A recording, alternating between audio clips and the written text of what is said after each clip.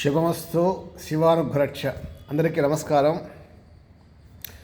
మామూలుగా ఈ యొక్క నవగ్రహాలకు సంబంధించి ఏ ఏ రాశి వాళ్ళకి, ఏ ఏ నక్షత్రంలో పుట్టిన వాళ్ళకి, లగ్నాధిపతుల్లో ఉండే వాళ్ళకి, రాశ్యాధిపతులకు కూడా కొన్ని రాళ్ళు ఉన్నాయి. ఆ ప్రకారంగా ఆ రాళ్ళు అనేది వేసుకుంటే వాళ్ళ జాతకంలో కొన్ని పెను మార్పులు సంభవించేది ఉంది. మంచి మార్పులే.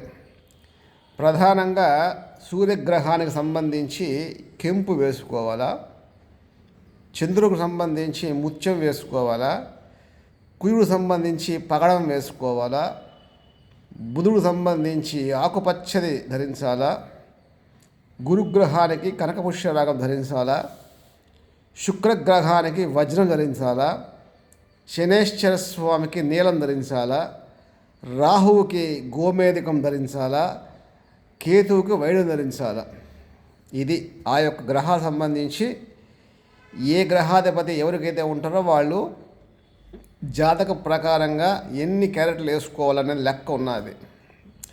దాన్ని ఒక సుముహూర్తంలో తయారు చేయించుకొని ఒక నిష్ణాతుడైనటువంటి అయ్యవారి చేత పూజ, జపం, అభిషేకాలు చేసుకొని మంచి లగ్నంలో దానం చేసుకుంటే మన జీవితంలో అనేక రకాల మంచి మార్పులను కూడా ఆ గ్రహాధిపతులు మనకు అనుగ్రహిస్తారు. ఇది వేసుకున్న దానివల్ల కూడా అనేక రకాల కష్టాలు, నష్టాలు, రుణాలు కూడా సమసిపోయే అవకాశం ఉంది.